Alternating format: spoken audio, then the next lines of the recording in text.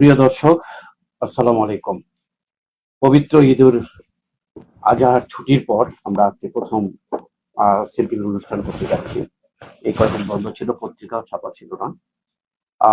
প্রতিদিনের নাই আজকেও তিনটি পত্রিকা এসছে আমাদের স্টুডিওতে, অর্থাৎ সেন্ট্রাল স্টুডিওতে। চারটি পত্রিকা কালবেলা, সিলেটের স্থানীয় দৈনিক শ্যামল সিলেট এবং শুভ প্রতিদিন, তিনটি পত্রিকায় শিরোনাম পড়বো এবং অতিথির কাছ থেকে আমরা বিশ্লেষণ শুনবো। আজকে যিনি বিশ্লেষণ করবেন, ঘরেরই অতিথি বলা যায়, প্রতিদিনই আমি পাই সবসময়, অধ্যাপক আব্দুল লতিফ, লেখক উদ্যোক্তা। লতিফ ভাই, আপনাকে স্বাগত। ধন্যবাদ মিলন ভাই, ধন্যবাদ দর্শক। প্রিয় দর্শক, প্রতিদিনের নয় আজকে অনুষ্ঠানটি পরিকল্পনা ছিল শেখ নুরুল ইসলাম, আর যার সৌজন্য অনুষ্ঠানটি আজকে সম্প্রচারিত হচ্ছে Ali books and variety store, Bashikpur Madhyabazar, Lakshmipur. সুদূর থেকে আমাদের সাথে সংযোগ এবং আমাদের সহযোগিতা করে এই প্রতিষ্ঠানের প্রতি আবারও কৃতজ্ঞতা জানিয়ে অনুষ্ঠান শুরু করছি। হাতে নিচ্ছি জাতীয় পত্রিকা, পড়ার আগেই আজকে 3 তারিখটি জানিয়ে দিচ্ছি। আজ মঙ্গলবার, 2রা জুন 2026, 19 জ্যৈষ্ঠ 1433 বঙ্গাব্দ, 15 জিলহজ 1447 হিজরি। এই তারিখ জানানোর পরে পত্রিকা পড়বো। পত্রিকা পড়ার আগে প্রথমে লাল কালির লেখা শিরোনামটা পড়ে শোনানোর চেষ্টা করছি। ঘুষ দিলেই নিম্নমানের বই হয়ে যায় মান সম্পন্ন। এখানে কিছু আলোকপাত করা হয়েছে, তারপরও আমরা অতিথির কাছে বিশ্লেষণ শুনবো। এনসিটিভি তদারকি প্রতিষ্ঠানই সর্ষের ভূত, অর্থাৎ সর্ষের ভূত ছাড়াবে কেমন করে, ভূতের মধ্যে সর্ষের মধ্যেই ভূত। মান যাচাইয়ের দায়িত্বে যারা, তারাই অনিয়মের সহযোগী। কাগজ টন প্রতি কমিশন, কোটি টাকার অদৃশ্য বাণিজ্য। কম টাকায় কাজ, প্রশ্নের মুখে মান যাচাই প্রক্রিয়া। ঘুষের বিনিময়ে মেলে মানসম্পন্ন বইয়ের ছাড়পত্র। মান নিশ্চিত এবার পিএলআই করবে এনসিটিভি, অর্থাৎ বই নিয়ে বিশ্লেষণ করবেন আপনি, বইয়ের কাগজের মান এবং ছাড়পত্র ইত্যাদি নিয়ে আজকে পত্রিকা এসছে, যেগুলো আবার আগামী বছর আরো আসতেছে সামনে। অন্য খবরে আমরা যাই। বাংলাদেশের প্রধানমন্ত্রীর একটি খবর, মালয়েশিয়া দিয়ে শুরু হবে প্রধানমন্ত্রীর বিদেশ সফর, অর্থাৎ ফেব্রুয়ারির নির্বাচনের পরে এই প্রথম দেশের বাইরে যাচ্ছেন উনি, মালয়েশিয়াকে প্রথম। আমরা শুনেছিলাম এর আগে চীন সফর করবেন আগে। যাই হোক, আগামী 21-22 জুন মালয়েশিয়া সফর করবেন প্রধানমন্ত্রী। মালয়েশিয়া থেকে যেতে পারেন ভারত ও চীন, পরবর্তীতে দুটি দেশের নাম আছে এখানে। একটু ভিন্ন ধর্মী খবর আর একটা, পার্বত্য মন্ত্রীর পদত্যাগ সরকারের অস্বস্তি। 3 মাসও এখনো যায়নি একজন মন্ত্রী, পার্বত্য মন্ত্রী, এবং অনেক সুপরিচিত মন্ত্রী দীপেন দেওয়ান, এবং পরীক্ষিত লোক ছিল বিএনপির, কিন্তু উনি 3 মাসের না যেতেই পদত্যাগ করেছেন, সরকারের অস্বস্তি সেখানে। জনঘনিষ্ঠ আরেকটি খবর আসলো আমাদের পত্রিকায় আজকে, জ্বালানির দাম বাড়ায় ক্ষোভ, লিটারে 5 টাকা বাড়িয়ে প্রজ্ঞাপন। অত্যন্ত দুঃখজনক খবর। পানিতে ডুবে মৃত্যু ভাই বোন সহ 12 জনের। আর একটি মৃত্যু সংবাদ, বর্ষিয়ান রাজনীতিবিদ তোফায়েল আহমদ আর নেই, ভোলায় পারিবারিক কবরস্থানে দাফন। 69-এর গণ অভ্যুত্থানের মহান মুক্তিযুদ্ধের অন্যতম সংগঠক ছিলেন তোফায়েল আহমদ। প্রায় 8 মাস চিকিৎসাধীন অবস্থার পরে স্কয়ার হাসপাতালে মারা গেলেন। ইন্না লিল্লাহি ওয়া ইন্না ইলাইহি রাজিউন। কোন ডলারের কথা বলল সুহেল, ধর্ষণ হত্যা করছে ডলার, মেয়েটাকে এনে দিতে পারেন ডলার, আমাকে 2 লাখ টাকা দেওয়ার কথা বলেছিল, অভিযোগ গঠন। অর্থাৎ আমাদের রামিসা হত্যার জট খুলতে শুরু করেছে, বিভিন্ন প্রতিবেদন আসছে। আশা করি এটার একটা ক্লিয়ার আমরা পাবো, জনগণ জানতে পারবে। নষ্ট করায় ডিএনএ টেস্টে ধর্ষণের আলামত মেলেনি। মূল্যস্ফীতি প্রধান চ্যালেঞ্জ, ইশতেহারের প্রতিশ্রুতি বাস্তবায়ন অগ্রাধিকার। 8 চ্যালেঞ্জের বিপরীতে 13 অগ্রাধিকার। এই ছিল 5 স্পেশালি খবর দিয়ে কালবেলার শেষ পৃষ্ঠা পড়ার পরে আমরা আজকে অতিথির কাছে বিশ্লেষণ শুনব। নারীরাই নারীদের রূপের বড় পূজারী, সাহিত্যের ভাষায় লেখা, নারীদেরকে নিয়ে লেখা আর কি, নারীরা যে রূপচর্চা করে সেটা নিয়ে লেখা হয়েছে। 3 কারণে এবারও ধস কাঁচা চামড়ার বাজারে, অত্যন্ত দুঃখজনক ঘটনা। আমি একটু বিশ্লেষণ নয়, একটু কথা বলতেই হচ্ছে, আপনি আরো ভালো করে বলবেন। আমাদের যাকে বাণিজ্য মন্ত্রী করা হয়েছে, আমরা জানি উনি নিজেই একজন ব্যবসায়ী মানুষ এবং তার কথাবার্তায় নির্বাচনের আগে যে সুন্দর কথাবার্তা বলেছিলেন, আমরা প্রত্যেকেই তার কথায় আকৃষ্ট হয়েছিলাম। তো যা প্ল্যান দিয়েছিল এই চামড়া শিল্প নিয়ে, চামড়াকে নিয়ে যে উনি বক্তব্য রেখেছিলেন স্টার প্যাসিফিক হোটেলে ব্যবসায়ীদেরকে নিয়ে, আমি সেই অনুষ্ঠানে ছিলাম। তার কথা আমরা মনে করেছিলাম, আশ্বস্ত হয়েছিলাম যে উনি মন্ত্রী হলে, উনি নির্বাচনের আগেই জিনিসটা উনি শনাক্ত করতে পেরেছেন যে চামড়া কেন দাম কমে যায়, কেন কিনে না। এবারে উনি মন্ত্রী হলেন এবং বাণিজ্য মন্ত্রী হলেন, তারপরও এই যে অবস্থা চামড়া শিল্পে, চামড়ার অবস্থা মানে এখন বিশেষ করে মাঝখানে যে কোরিয়া ব্যবসায়ীরা, আমি আপামরি টেলিভিশনে খবরটা দেখেছি, তাদের যে মাথায় হাত, তাদের যে বুক ফাটা কান্না। যেটা কিনেছে 800 টাকায় সেটা বিক্রি করতে হচ্ছে 400 টাকায়, যেটা কিনেছে 500 টাকায় সেটা বিক্রি করছে 200 টাকায়। আর ছাগলের চামড়া তো 20 টাকা 10 টাকা করে বিক্রি হয়েছে। অর্থাৎ তাদের মূল পুঁজি নাই। তারপরে গাড়ি, অনেকে আছে গাড়ি ভাড়া যে আনছে সেটা না দিতে পারে, নদীতে ফেলে দিয়েছে, খালের মধ্যে ফেলে দিচ্ছে। এই অবস্থা একজন বাণিজ্য মন্ত্রীর, মন্ত্রী হওয়ার আগে যে কথাটা ছিল, কিন্তু আমলেও নিতে পারলেন না ওনার কথাটাকে কোরিয়ারা, অর্থাৎ উনি ইমপ্লিমেন্ট করতে পারলেন না। আশা করব এই ধরনের কথাবার্তা বলা এবং করা যে পার্থক্য, সেটা উনি বুঝবেন এবং আগামীতে এটার একটা প্রতিক্রিয়া আমরা পাবো।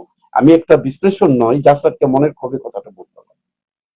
অন্য খবর, বিজয়ীদের সঙ্গে ছবি তুললেও পুরস্কারের টাকা দেননি এনসিপি নেতা। শান্তি চুক্তি প্রচেষ্টার মধ্যে পাল্টাপাল্টি হামলা যুক্তরাষ্ট্র ইরানে। ঢাকায় ফিরে বাসের গেটে, ঢাকায় ফিরে বাসার গেটে ছিনতাইয়ের শিকার 2 নারী। চট্টগ্রামে আবাসিক হোটেলে দম্পতি মরদেহ। গজারিয়ায় বিএনপির কার্যালয়ে ও বাড়িঘরে হামলা ভাঙচুর। রাজশাহী, রাজশাহী বলতে কিন্তু জ্যৈষ্ঠ মাস আসলে আমের কথাটা মনে পড়ে। রাজশাহীর আমের বাজারে ঈদের ছুটির ধাক্কা। প্রাইম এশিয়ায় 2 ছাত্রী সহ 9 জনের বিরুদ্ধে চার্জশিট। ছাত্রদের নেতা পারভেজ হত্যা। নোয়াখালীর হাতিয়ায় এমপি হান্নানের জন্য ফেরি আটকে রাখার অভিযোগ।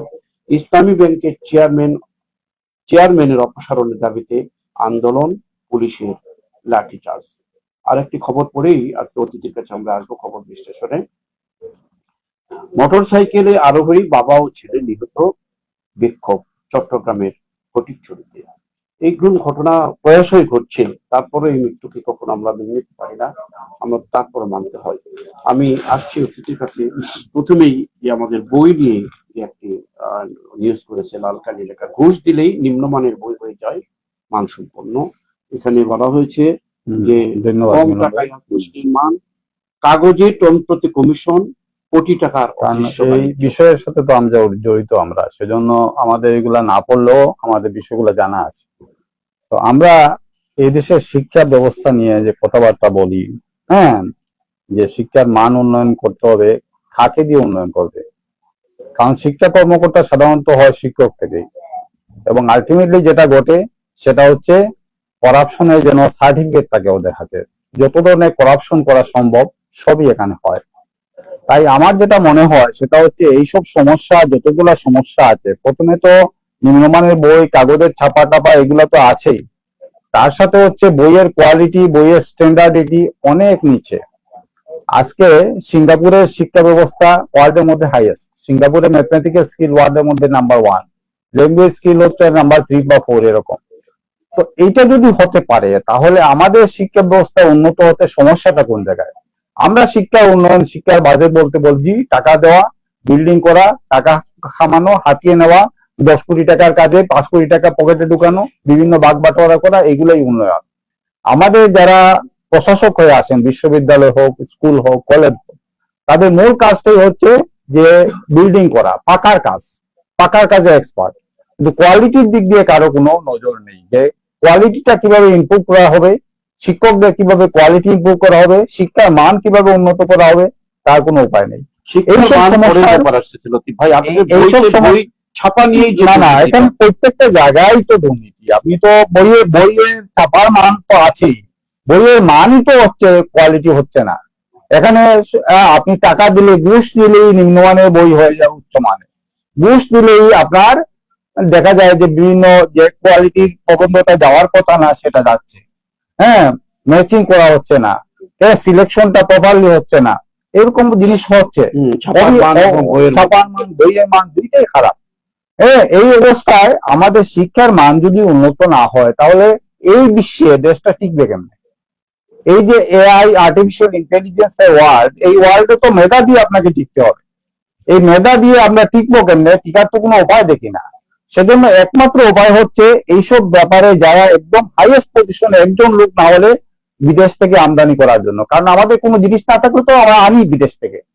হ্যাঁ, বিভিন্ন প্রতিষ্ঠানে আমার জানা আছে, এই সিলেটেই দু একটা শিক্ষা প্রতিষ্ঠান বাইরে থেকে প্রিন্সিপাল আনছিল, নিউজিল্যান্ডের প্রিন্সিপাল আঙ্গ নিকেতনে আসছিলেন, কোয়ালিটি ইম্প্রুভ করে দিয়ে গেছে। হ্যাঁ, এইটা সম্ভব। হ্যাঁ, একজন লোক কমপক্ষে, একজন প্রশাসক কমপক্ষে বাইরে থেকে এনে যদি দেশের কোয়ালিটিটা ইম্প্রুভ করা যায়, হ্যাঁ, এই দেশে ঘুষটা কখনো দূষের না। হ্যাঁ, ঘুষ আমার সঙ্গী, ঘুষ আমার অঙ্গী, ঘুষ কখনো দূষের না। এবং নচিকেতা গান গেছিল, চুমু খাওয়া এদেশে, প্রকাশ্যে চুমু খাওয়া এদেশে অপরাধ, ঘুষ খাওয়া দূষের না। হ্যাঁ, ঘুষ খাওয়াটা এখানে একবারে মানে রেগুলার অ্যাক্টিভিটিস। এবং এই দেশে সরকারি চাকরির ডিমান্ড কেন? ডিমান্ড হচ্ছে ঘুষের জন্য। হ্যাঁ, এই ঘুষের জন্যই ডিমান্ড। হ্যাঁ, তো এই বিষয়গুলোর একমাত্র সমাধান আমি যেটা দেখি আমার চিন্তায়, সেটা হচ্ছে কমপক্ষে বাইরে একজন প্রশাসক এনে বসালে আলটিমেটলি এই প্রতিষ্ঠানগুলো জায়গায় যাবে। অথবা দেশের মধ্যে অনেস্ট লোকের অভাব নাই, কিন্তু অনেস্ট লোকরা কখনো চাকরি পায় না, জায়গায় যায় না। অনেক যে জায়গায় যায়, কালকে একজন শিক্ষক আমার সাথে শুভ প্রকাশ করলেন, সারাদিন পড়াশোনার পিছনে সারা জীবন কাটালেন, 25 বছর। হ্যাঁ, বললেন যে 25 বছরে আমাকে 5 মিনিটের জন্য প্রশাসক করা হয় নাই কোনো পোস্টে। আমি বললাম, প্রশাসক আপনি হবেন কেমনি? প্রশাসকের পোস্টটা হচ্ছে লেনদেনের পোস্ট। এখানে শিক্ষার বাজেট, যেটা বাজেটটা হয় লেনদেনের জন্য, সেই বাজেটটা আপনি ইউজ করতে পারবেন না, লেনদেন করতে পারবেন না, সেজন্য এই অবস্থা। তো আলটিমেটলি এই অবস্থা উন্নয়নের জন্য যে জিনিসটা দরকার, কমপক্ষে একজন অনেস্ট লোক একটা জায়গায়, একটা প্রতিষ্ঠানে অনেস্ট লোক আনতে হবে, আনলেই সমাধান হবে। আমরা এখানে দেখেন, ইসলামী ব্যাংকের চেয়ারম্যান, ইসলামী ব্যাংক ছিল ওয়ার্ল্ডের মধ্যে একটা বেস্ট ব্যাংক। এই ব্যাংকটা শেষ করে দেওয়া হলো বিভিন্ন ভাবে।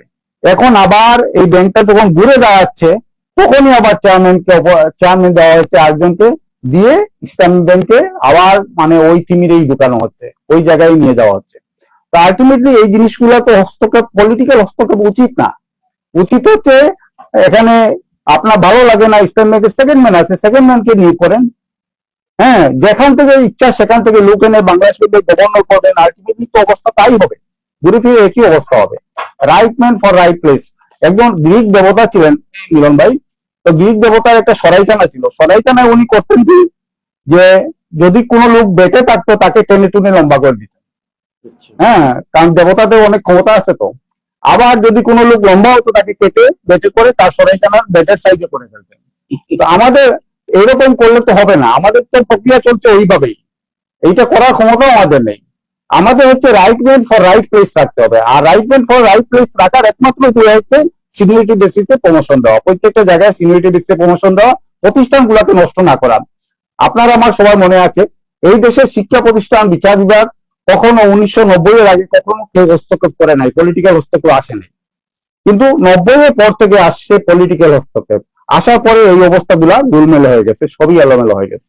এই অবস্থা থেকে ক্ষতিপূরণ হচ্ছে এখন। হ্যাঁ, আরেকটি কথা, দেশের মানুষের জন্য আরেকটি হাহাকার খবর আসছে, সেই জ্বালানির দাম 5 টাকা করে। জ্বালানির দাম বাড়তে পারে, সমস্যা নেই, কিন্তু আমরা জ্বালানি নিয়ে যে কথাটা বলি, জ্বালানি হচ্ছে অনেকগুলা কাজের ইন্ধন যোগায়, একটা ফ্যাক্টর। আমার মোটরসাইকেলে তেল না থাকলে আমি মুভ করতে পারবো না। এখন জ্বালানিটা এনশিওর করাটা হচ্ছে মূল জিনিস। আজকে আপনি লোকের পত্রিকায় দেখলাম 7টার পর দোকানপাট বন্ধ হয়ে যাবে, তাহলে আলটিমেটলি এই দেশের মানুষ চলবে কেমনে, খাবে কেমনে? আপনার তো ক্যালকুলেশন করতে হবে। এই যে মনে করেন স্ট্রিট ভেন্ডার নিয়ে কথাবার্তা হয়, স্ট্রিট ভেন্ডাররা জিডিপির কত পার্সেন্ট দেয়? এটা 50%-এর উপরে। কোটি কোটি মানুষ স্ট্রিট ভেন্ডার। এইটা একটা অবাহিত পথ। একজন মানুষ যদি চাকরি হারা, একজন মানুষ যদি কাজ করতে না পারে, তাহলে সে এসে রাস্তায় এসে গেঞ্জি বিক্রি করবে, গামছা বিক্রি করবে, লঙ্গি বিক্রি করবে, তার ফ্যামিলিকে ভরণ পোষণ করবে। এই সুযোগটা থেকে বঞ্চিত করা। এখন আপনি যদি 7টায় বন্ধ করে দেন, সারা শহর হয়ে যায় বুতুরে শহর। আলটিমেটলি ইকোনমির কি অবস্থা হবে, এটা তো আপনার চিন্তা করা দরকার। মনমোহন সিং 2014-তে স্ট্রিট ভেন্ডিং আইন করেছিলেন ভারতের জন্য, কিন্তু ওইটাকে বাস্তবায়ন করা হয় নাই। কিন্তু আলটিমেটলি যেটা হবে সেটা হচ্ছে, জ্বালানি তেল বাড়াতে পারেন, কিন্তু এইটার সরবরাহটা আপনাকে নিশ্চিত করতে হবে, বিদ্যুতের সরবরাহ নিশ্চিত করতে হবে। এবং এবং জ্বালানি তেলের দাম এবং বাড়ার সাথে সাথে কিন্তু সব দিকে কিন্তু বাড়া শুরু হবে, এবং গাড়ি ঘোড়ার ভাড়া বাড়াবে, হ্যাঁ, হ্যাঁ, উৎপাদনের সব বাড়বে, বৃদ্ধি এটা হবে। তো কিছু করার নাই, আলটিমেটলি হয়তো করার কিছু নাইও। আচ্ছা, ওই যে সাপ্তাহিক বন্ধের কিন্তু ব্যাপারে বিষয়টা হচ্ছে আপনি এই ব্যাপারে একটু আমি এই আপনার সাথে একটু জি কথা বলতে বলেন। চাই যে জনগণের ভোট নিয়েই তো সরকার তৈরি হয়। এখন তো এটা ব্যবসা বাণিজ্য বন্ধ করে দেওয়া, 7টার সময় বন্ধ করে দেওয়া হবে, এই ব্যাপারে কি জনগণের মতামত নিয়ে আমাদের আহ, যারা দায়িত্বশীল আছে, যারা বন্ধ করার ঘোষণা দিচ্ছে, সরকারের আইন যারা নিয়ন্ত্রণ করছে, তারা কি একবার কি আমাদের সিলেট চেম্বার আছে, উইমেন চেম্বার আছে, চেম্বারের সদস্যদেরকে নিয়ে, নেতা কর্মীদেরকে নিয়ে একটু বসার কোনো ইয়ে করলেন না? মিলন ভাই, হঠাৎ করে এই যে কাজটা করে কতটুকু অবস্থা ইয়ের মধ্যে বিপদে পড়তেছে তেল ব্যবসায়ীরা। সংকট বিশ্বে এই প্রথম ঘটে নাই, বারবার ঘটেছে, এবং সাইফুর রহমান সাহেবের আমলেও বারবার ঘটেছে। সাইফুর রহমান সাহেব, হ্যাঁ, কখনো দোকানপাট বন্ধ করার নির্দেশ দেয় নাই। হ্যাঁ, আমাদের আপনার ভালো জানা আছে, প্রত্যেকটা মার্কেটে বড় বড় জেনারেটর চালানো হয়েছে। আপনি যেভাবে পারেন কারেন্ট দিতে পারেন, না পারেন সেটা ভিন্ন কথা, কিন্তু দোকানপাট বন্ধ করবেন কেন? দোকানপাট বন্ধ মানে ইকোনমিকে বন্ধ করে দেওয়া, পুরো এই দেশের 18 কোটি 20 কোটি মানুষকে শেষ করে দেওয়া, এই জিনিসটা তো আপনাদের বুঝতে হবে। হ্যাঁ, এখানে অন্য করুন, বিকেন্দ্রীকরণ পারতে পারতো, রাষ্ট্রীয় ভাবে মনে করেন বিদ্যুৎ বন্ধ করে দিয়ে যার যার ব্যবস্থাপনায় ব্যবসা বাণিজ্য হ্যাঁ, চালানো চলতে পারতো, চলতে পারতো, সৌর বিদ্যুৎ বিদ্যুৎ আছে তো, ব্যবস্থা করতে পারতো, প্রত্যেকেই ব্যবস্থা করবে, কিন্তু আপনি আপনি বন্ধ বন্ধ করতে যাবেন কেন? এইটা হচ্ছে বিষয়। হ্যাঁ, এরপরে দেখেন, মালয়েশিয়া থেকে প্রধানমন্ত্রী বিদেশ সফর শুরু হয়েছে, খুব ভালো জিনিস। মালয়েশিয়া থেকে শুরু হওয়াটা আমাদের দৃষ্টান্ত আসতে পারে, কারণ মালয়েশিয়া 72-তে আমাদের থেকে খারাপ অবস্থায় ছিল, আজকে ওয়ার্ল্ড লিডিং পজিশনে ইকোনমি মালয়েশিয়া। হ্যাঁ, এখন প্রধানমন্ত্রী যাচ্ছেন, আশা করি মালয়েশিয়ার যে মেথড গুলা বাংলাদেশে এপ্লাই করবেন। এই মালয়েশিয়া মানে দোকানপাট বন্ধ কখনো করে নাই, এবং হকারদের কাজ করতে দিয়েছে। আমাদের দেশে হকার এবং রিক্সাওয়ালা, রিক্সা শ্রমিক, এটা ছিল একটা অবাহিত পথ, মানুষের বাঁচার, আত্মহত্যা থেকে বাঁচার পথ। কেউ দিশেহারা হয়ে গেলে সে একটা রিক্সা নিয়ে বের হয়ে গেছে। হ্যাঁ, আপনি রিক্সা পথ বন্ধ করে দিচ্ছেন, বিভিন্ন পথে রিক্সা চালানো বন্ধ করে দিচ্ছেন। আলটিমেটলি এটা কিন্তু ভালো জিনিস না। হ্যাঁ, এটা করা উচিত। হ্যাঁ, মালয়েশিয়া থেকে প্রধানমন্ত্রী যাত্রা শুরু হচ্ছে, আমরা চাইবো মালয়েশিয়া সিঙ্গাপুরের দৃষ্টান্তগুলো বাংলাদেশে এসে ইয়ে হোক। সরকারের 3 মাসের আগেতেই পার্বত্য মন্ত্রী স্বাস্থ্যের অসুস্থতা অজুহাত দেখিয়ে পদত্যাগ করেছেন, ভিতরে হয়তো ডালমে কুচ কালা হওয়া থাকতে পারে। হ্যাঁ, এটা জানি না আমরা, তবে আলটিমেটলি যারা এই পার্বত্য মন্ত্রী ছাড়াও অন্যান্য যারা পারফরমেন্স ভালো করছেন না, তাদের ব্যাপারে সিদ্ধান্ত নেওয়া দরকার। আমাদের তুফাইল আহমদ বসলেন, রাজনীতিবিদ আর নাই। তুফাইল আহমদের যে সংসদে যে তার পারফরমেন্স, এই পারফরমেন্সটা আমাদের সংসদ সদস্যদের জন্য ভিডিও করে দেখানো উচিত এবং রাখা উচিত। হ্যাঁ, যে কিভাবে সংসদে কথাবার্তা বলতে হয়, হ্যাঁ, এবং জনস্বার্থে কথা বলতে হয়, এই জিনিসটা তুফাইল আহমদের অনুসরণীয়, সবাই অনুসরণ করার মতো বিষয়। সংগঠক ছিল, অত্যন্ত ভালো মত, এবং আপনি সংসদ নেতা হিসেবে বলছিলেন, আসলে এই ধরনের নেতা ফলো করা একদম পার্লামেন্টারিয়ান হিসাবে সুরঞ্জিত তুফাইল আহমেদকে ফলো করা উচিত। দিচ্ছে না, আমাদের যে স্থানীয় পত্রিকা আছে আর কি দুটো হাতে, শ্যামল সিলেট এবং শুভ প্রতিদিন। শ্যামল সিলেটে প্রথম যে খবরটা পড়ে শোনাবো, সিলেটে চামড়া ব্যবসায়ী আবারও ধস, শুধু সিলেট নয় সারা বাংলাদেশে ধস। তোফায়েল আহমদ আর নেই, জাতীয় পত্রিকায় খবরটি এসছে। স্ত্রীর সাথে পরকীয়ার অভিযোগে বন্ধু জুয়েলকে খুন করে হাবিল। 2 বন্ধু, এক বন্ধুকে খুন করেছিল, তার একটি প্রাথমিক একটি তদন্ত বের হয়েছে খবরটি। বাংলাদেশ ভারত সম্পর্কের জট শীঘ্রই কাটবে পররাষ্ট্র উপদেষ্টা। ঈদের লম্বা ছুটিতে পর্যটক মুখর সিলেট, যথাযোগ্য মর্যাদায় পবিত্র ঈদুল আজহা উদযাপন। সিলেটে হাম উপসর্গে এবার নার্সের মৃত্যু। যথাযোগ্য মুহূর্তে পবিত্র ঈদুল আজহার উদযাপন। এবার একটা দিন একটু আমরা লক্ষ্য করেছি যে ঈদের প্রধান জমাত যেটা সিলেট শাহিদ গাতে হতো, আমিও সেখানে নামাজ পড়েছি, এবছরের উপস্থিতিটা যেন কম, এবারে খুবই কম। আমি একটু অন্যরকম মনে করলাম যে নিচের দিকে, উপরে ঠিক ছিল সিঁড়ির উপর দিয়ে যেটা মূল ঈদগাহটা, কিন্তু নিচের দিকে কিন্তু খালি খালি অবস্থা ছিল। এটা এবছরই কিন্তু প্রথম একটা লক্ষণীয় জিনিসটা হয়েছে আর কি। আরো খবর, শিবগঞ্জে মব সৃষ্টি করে ব্যবসায়ীর উপর হামলা, মামলা দায়ের, গ্রেপ্তার 5। জাফলংয়ে পানিতে ডুবে পর্যটকের মৃত্যু। হজ পালনে গিয়ে প্রাণ হারালেন 41 বাংলাদেশি। এটা সবসময় হয়ে থাকে, এটা অনেক অসুস্থজনিত কারণে হয়। শেষ পৃষ্ঠার খবর, সিলেটে আলোচনা সভায় খন্দকার মুক্তাদির শহীদ জিয়ার দূরদর্শী নেতৃত্ব ধ্বংসস্তূপ থেকে দেশ পুনর্গঠিত হয়েছিল। সিলেট সফরে বিরোধী দলীয় নেতা ডাক্তার শফিক হজরত পালন করে দেশে ফিরছেন উনি। রাতারগুলে নৈসর্গিক সৌন্দর্যে ইমরান আলী ধন্যবাদ আপনাকে। তহসিলদারের বিরুদ্ধে ঘুষ বাণিজ্যের অভিযোগে স্মারকলিপি। সাজু রাজুর দখলদারিত্বের কাছে অসহায় প্রবাসী জহিরুল সিলেট জেলা প্রেস ক্লাবে সংবাদ সম্মেলন। সিলেট জেলা মহানগর যুবদলের আলোচনা সভায় মমিন এদেশের আপামর জনতার মুক্তির পথপ্রদর্শক শহীদ জিয়া রহমানের মৃত্যুবার্ষিকীতে আলোচনা সভায় বক্তব্য। সমাজের সুবিধাবঞ্চিত ও অসহায় মানুষের পাশে দাঁড়ানো ইবাদতপূর্ণ কাজ। সিলেট নগরীর দরগা মহল্লায় মৌলানা মসুদ্দুর আলী ফাউন্ডেশনের উদ্যোগে গরিব অসহায় মানুষের জন্য কোরবানির গোশত বিতরণে বক্তাদের বক্তব্য। এই ছিল মোটামুটি। আর একটা খবর, ছাতকে রাস্তার মাটি ভরাট কাজে অনিয়ম, প্রতিবাদ করায় হামলা, আহত 15। ভালো কাজে প্রতিবাদ করার উপর পরে হামলা হয়েছে আর কি। প্রথম তো আমরা যে জিনিসটা চামড়া শিল্প নিয়ে কথা বলি, চামড়া শিল্প নিয়ে আসলে বলার মতো কিছুই নাই। এটা যেন একটা ব্ল্যাক ম্যাজিক চলছে চামড়া শিল্পের মধ্যে। কারণ হচ্ছে চামড়াটা লাগে জুতায়, চামড়াটা লাগে ব্যাগে, হ্যাঁ, চামড়া দিয়ে এইগুলো তৈরি হয়। এই জিনিসগুলোর দাম তো দিন দিন বাড়ছে, কমছে না। তাহলে চামড়ার দাম কমে কেন? এই যে এই ব্ল্যাক ম্যাজিকটা দূর করার জন্য সেরকম সাহসী ব্যক্তিত্ব আশা করছি, যিনি ব্ল্যাক ম্যাজিকটা দূর করবেন এবং এই চামড়া শিল্পটাকে কমপক্ষে চামড়ার ব্যবসায়ীদের বিপদ মুক্ত করবেন, সেরকম একজন লিডার দরকার। আসলে এরকম লিডার ছাড়া হবে না। হ্যাঁ, এই সমাধানগুলো কথার ফুলঝুরি দিয়ে কথা দিয়ে হবে না। এটা এরকম লিডার ঘোষণা ছিল, সরকারি নির্দেশনা ছিল এবার 2টা বাড়বে, অথচ সেখানে অর্ধেক নেমে এসেছে। হ্যাঁ, ওই তো গত টাইমে তো চালালো সরকার।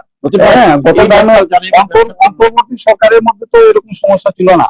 আগামীতে এই ব্যবসায়ীরা কিন্তু আবার ব্যবসা থেকে নামবে, ব্যবসায়ীরা নামবে না। এছাড়াও আরেকটা সংবাদ আপনাকে বলি, সেটা হচ্ছে সাজু রাজুর দখলদারিত্বের কাছে অসহায় প্রবাসী জহিরুল। আপনারা প্রবাসীদের বিনিয়োগের জন্য বারবার আহ্বান করছেন। এখন যদি দখলদারিত্বের জন্য অসহায় হয় প্রবাসী, তাহলে কোন প্রবাসী কি এখানে বিনিয়োগ করবে? না বিনিয়োগটাকে সরিয়ে নিয়ে যাবে বাংলাদেশ? অলরেডি এবং সরিয়ে যাচ্ছে। হ্যাঁ, সরে যাচ্ছে তো। এবং এই দেশের ইকোনমিতে দুর্দশা সামনে আসছে। যদি সরকার আইন শৃঙ্খলা পরিস্থিতিকে কন্ট্রোল না করতে পারে, যদি রাজু সাজুর কাছে সরকার অসহায় হয়ে যায়, তাহলে প্রবাসীরা অসহায় হবে, আমরা অসহায় হব, দেশের অর্থনীতি অসহায় হবে। এখানে তো একটা সাজু রাজুর কথা বলা হয়েছে, এরকম কত সাজু রাজু। এবং আপনি দেখেন কয়েকটা বছর থেকে বিদেশিরা কিন্তু প্রবাসী যারা, এটা কিন্তু বিনিয়োগ আর করছে না বাংলাদেশে। আমি এই ভদ্রলোকের নাম শুনেছি, মিলন ভাই, ওই যে মকন মিয়া একজন বিশিষ্ট সালিসি ব্যক্তিত্ব ছিলেন। এবং এই যে আজকাল বিচার আচার হচ্ছে না, এগুলো হচ্ছে তাৎক্ষণিক বিচার আচার করতে পারতেন। ওনাদের এই ব্যক্তিত্ব ছিল যে ওনারা তাৎক্ষণিক বিচার আচার করতে পারতেন। এবং আল্লাহ ন্যায় বিচারকদের ভালো আরশে আজিমের স্থান দেন, ওনাকেও আল্লাহ তাআলা যেন একটা বিষয় দেখেন, লম্বা ছুটিতে পর্যটক মুখর সিলেট। এই দেশে কত সুবিধা যে আছে, এই সুবিধাগুলো আমরা আমাদের নেতৃত্বের জন্য আমরা ইউজ করতে পারছি না। এই পর্যটন শিল্পটা মানে সারা বিশ্বে লিড দেওয়ার কথা বাংলাদেশে, পর্যটন শিল্প, কিন্তু আমরা পারছি না কিছু করতে। কারণ হচ্ছে আমাদের ঘরের মানে দরজা আসার পরে চিন্তাই হয়ে যায়, দরজা আসার পরে চিন্তাই হয়ে যায়। হ্যাঁ, আমরা আইন শৃঙ্খলা পরিস্থিতিটা ঠিক করতে পারছি না। একজন দক্ষ স্বরাষ্ট্রমন্ত্রী আমরা আশা করি, মাননীয় প্রধানমন্ত্রীর কাছে আমাদের আবেদন, একজন দক্ষ স্বরাষ্ট্রমন্ত্রী দেন, যিনি ওনাকে এই জিনিসটাকে তার ভিশন হিসাবে নিবেন, জীবনের লক্ষ্য হিসাবে নিবেন এবং একটা রিমার্কেবল চেঞ্জ আনবেন। ধন্যবাদ। আপনি একটু ভিতরে পড়িয়ে দেখবেন যে পর্যটক মুখর ঠিকই আছে, কিন্তু পর্যটক কিন্তু অসন্তুষ্টি যথেষ্ট আছে। হ্যাঁ, অসন্তুষ্টি তো, এই অসন্তুষ্টিটা তো আলটিমেটলি মানুষকে বিরোধ করে ফেলবে। একটা তুলে ধরেছেন কথা, একটা এই পর্যটক শিল্প দিয়ে যদি বাংলাদেশ অনেক এগিয়ে যেতে, পর্যটন শিল্প আছে, আমাদের শিক্ষা শিল্প আছে, আমাদের চিকিৎসা শিল্প আছে, সবই তো আমাদের হাতের কাছে, কিন্তু আমরা পাচ্ছি না। প্রকৃতির অটোমেটিক্যালি দেওয়া, সবই দেওয়া। ধন্যবাদ লতিফ ভাই। আমরা আর একটা পত্রিকা বাকি আছে, পড়ে শোনাচ্ছি। শুভ প্রতিদিন। যুক্তরাষ্ট্রের সঙ্গে চুক্তিতে $30,000 কোটি ক্ষতিপূরণ পাবে ইরান। বরফ গলা শুরু হয়েছে কিন্তু, এবং ট্রাম্প বুঝতে পারছে কি ঘটনা ঘটল। শহীদ জিয়ার দূরদর্শী নেতৃত্বে ধ্বংসস্তূপ থেকে দেশ পুনর্গঠিত হয়েছিল, আলোচনা সভায় মুক্তাদির সাহেব। সন্ধ্যা 7টার মধ্যে শপিং মল বন্ধের নির্দেশনা, যেটা আগেই আপনি বলেছিলেন তেলের দাম বৃদ্ধির খবরটা নিয়ে। আরো খবর, রামিসা হত্যা মামলার বিচার শুরু। আমরা জাতীয় পত্রিকায় পড়েছি, ডলারকে নিয়ে কথা আসছে। ঈদ যাত্রায় রক্তাক্ত সড়ক, 6 দিনে 37 প্রাণ। এই যে ঘটনা প্রতি বছর, এই যে রক্তাক্ত সড়ক, 6 দিনে 37 জনের প্রাণহানি, কোনো বছরে কিন্তু এটা মুক্ত হতে পারছে না। এই ব্যাপারে কিছু অবশ্যই আমাদের বলা উচিত বলে মনে করি। এটা আপনার বিশ্লেষণটা আমি শুনতে চাচ্ছি। না, বিশ্লেষণ খুব তো স্বল্প। আমরা এটা দেখেছি, এই অন্তর্বর্তী সরকারের সময় তো এরকম ছিল না। এই সময়টা তো গোল্ডেন টাইম ছিল, কিন্তু এখন কেন হলো? তাহলে এরকম একজন দক্ষ যোগাযোগ মন্ত্রী দরকার। আমাদের লোক আছে তো, মন্ত্রণালয়ের মধ্যে যোগাযোগ মন্ত্রী হওয়ার মতো লোক আছে, হ্যাঁ, যে এই জিনিসটা এনশিওর করতে পারবে। সরকারের মাননীয় প্রধানমন্ত্রী উচিত হচ্ছে right man right place ensure করেন, এটা চলে আসবে। এখানে আরেকটা বিষয় হচ্ছে, শহীদজার দূরদর্শী নেতৃত্বের কথা বলা হয়, কিন্তু অনুসরণ কি করা হয়? আমরা কি বক্তৃতা দিলেই হয়ে যাবে শহীদজিয়ার নেতৃত্ব চলে আসবে?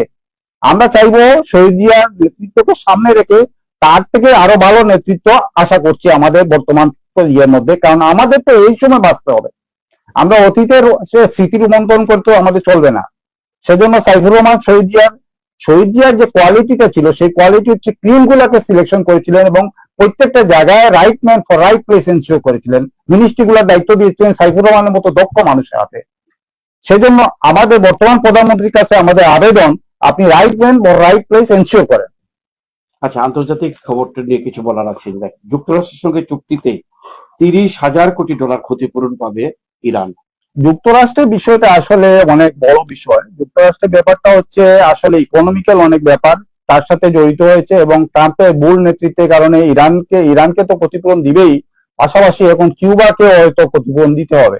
কারণ কিউবার সাথে যে আচরণ করতেছে, আলটিমেটলি চীন এবং রাশিয়া কিউবার পাশে দাঁড়িয়েছে। হ্যাঁ, ভেনেজুয়েলার হ্যাঁ, এরকম ভেনেজুয়েলাকে বন্ধ করছে তো কিউবার জন্য, কিউবাকে শাস্তি দেওয়ার জন্য। তো এইসব নেতৃত্বের বিরুদ্ধে সারা বিশ্ব গর্জে ওঠা দরকার। সারা বিশ্বের জেনজিরা যাতে গর্জে ওঠে সেই আশা করছি। কারণ এই যুদ্ধের জন্য আমাদের কি পরিমাণ ক্ষতি হচ্ছে, মানব সভ্যতার কি পরিমাণ ক্ষতি হচ্ছে, সেই ক্ষতিপূরণের জন্য সারা বিশ্বের জেনজিরা যদি জেগে উঠে, তাহলে এই সমস্যাগুলো এবং সমাধান হবে। ইরানের সাথে যুদ্ধটা হ্যাঁ, ট্রাম্প কিন্তু এখন হারে হারে বুঝতে পারছে এবং মুখে স্বীকারও করেছে এটা তার উচিত হয়নি। কিন্তু সে চালিয়ে যাচ্ছে, তো কিউবার সাথে আবার চালিয়ে যাচ্ছে। খবর, এই যে সাজুরাজুর কথা তো আপনি ওই পত্রিকায় আসছে। এই যে সাদা পাথরের স্বস্তিতে সংশ্লিষ্ট প্রত্যাশিত পর্যটক, সাদা পাথরের স্বস্তিতে সংশ্লিষ্ট, সাদা পাথর কিন্তু উধাও হয়ে গিয়েছিল, আবার সেখানে কিন্তু মানুষের, এটা তো মাননীয় ডিসি মহোদয়ের উদ্যোগে আমার রিপ্লেস হয়েছে। হ্যাঁ, আমরা মনে করি যে প্রবাসী কল্যাণ মন্ত্রী এবং আমাদের যে ইয়ে আরিফুর চৌধুরী, এটা ওই এলাকারই উনি এমপি এবং পরবর্তীতে মন্ত্রী হয়েছেন। আমরা আশা করব এই সাদা পাথরের স্বস্তি যেন যেটা আরো, আসলে প্রবাসী কল্যাণ মন্ত্রীর বিষয় না, প্রবাসী কল্যাণ মন্ত্রীর দায়িত্ব মন্ত্রীর নাই। বিষয় না, কিন্তু এমপি হিসাবে বলা যায়। কিন্তু এমপি হিসাবে আপনি যদি বেশি দায়িত্ব দেন, তাহলে উনার পক্ষে করা সম্ভব না। প্রত্যেকটা মানুষকে স্পেশালাইজেশন করতে হবে। আমরা যে মিনিস্টার থাকবে, মিনিস্টারকে স্পেশালাইজ মিনিস্টার হতে হবে। হ্যাঁ, আমরা আশা করবো প্রবাসী কল্যাণ মন্ত্রণালয়ের দায়িত্ব পেয়েছেন, উনি যাতে ভালো করে এবং ওনার আরো পছন্দের মন্ত্রণালয় যাতে দেওয়া হয়, শ্রমমন্ত্রী হ্যাঁ, হিসাবে উনি পছন্দের মন্ত্রণালয় যাতে দেওয়া হয়, যাতে উনি কাজ করতে পারেন। মব নিয়ে আমাদের এই বাংলাদেশে ইদানিং কালে একটি নাম, নতুন মব বিষয়টা হচ্ছে, সরকারি হ্যাঁ, মব করছে, কিন্তু মবটা কেন সৃষ্টি হয়? মবটা সৃষ্টি হয় বিচার না হয়। হ্যাঁ, আজকে রামিসার বিচার কি হবে? এই যে বলা হচ্ছে ডলার অনেক কিছু বলা হচ্ছে, তারপর ডিএনএ টেস্টে পাওয়া যাচ্ছে না, আলটিমেটলি তো এটা ওই যে আপনার ইয়ের মতো, যে আমাদের সাংবাদিক দম্পতি ছিল, কি নাম, সাগরুনির মতো হবে, হ্যাঁ, অথবা আপনার ওই যে হাজির মতো হবে, এরকম তো চলে যাবে। আলটিমেটলি একটা কথা মবটা সৃষ্টি হয় বিচারের অনুপস্থিতি। ওই যে আপনারা বিচার শব্দে বক্তব্য রাখছে, আমি সত্যিকার অর্থে আমি একমত হতে পারছি না। উনি আমার মনে হয় আরো দায়িত্বশীল। না, বিচার এনশিওর করেন। বিচার এনশিওর করলে মব সৃষ্টি হবে না। মানুষ কেন মব সৃষ্টি করবে? মব সৃষ্টি করে নিজের উপর রিস্ক নিবে কেন? কেউ রিস্ক নিবে না।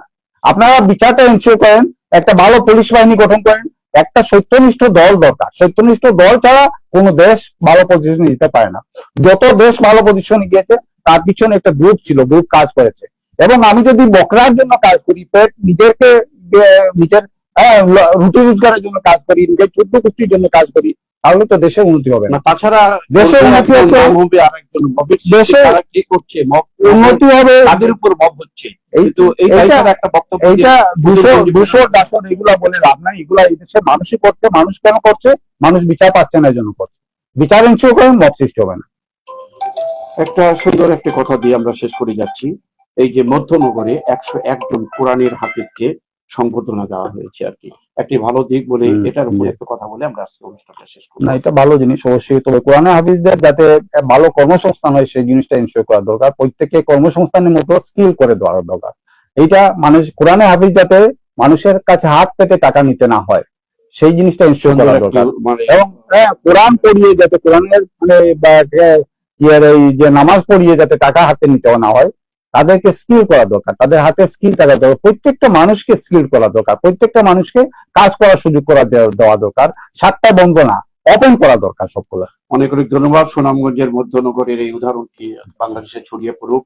এখানে 101 জন কোরআনের হাফেজকে, এবং তার সাথে সাথে বলেছেন হাফেজকে যেন তারা যেন হাত না পাতে কখনো কারো কাছে, তারা যেন কোরআনের হাফেজ হয়ে দেশকে সুন্দরভাবে কোরআনের আলোকে আলোকিত করতে পারে, এই প্রত্যাশা রেখেই আজকের অনুষ্ঠানটা আমরা এখানে শেষ করতে যাচ্ছি। সুন্দর বিশ্লেষণের জন্য আপনাকে অনেক ধন্যবাদ। মিলন ভাই, আপনাদের দর্শক এতক্ষণ আমাদের সাথে থাকার জন্য আবারও ধন্যবাদ। আমরা কয়েকদিন পর আজকে অনুষ্ঠান করলাম, কালকে থেকে আপনারা রেগুলার অনুষ্ঠানে আপনাদের সাথে থাকবো সেই প্রত্যাশা রেখে, এবং বশিকপুরের সেই আলী বুকস অ্যান্ড ভ্যারাইটি স্টোরকে আবারও কৃতজ্ঞতা জানিয়ে আজকের অনুষ্ঠান এখানে শেষ করছি। আল্লাহ হাফিজ। আল্লাহ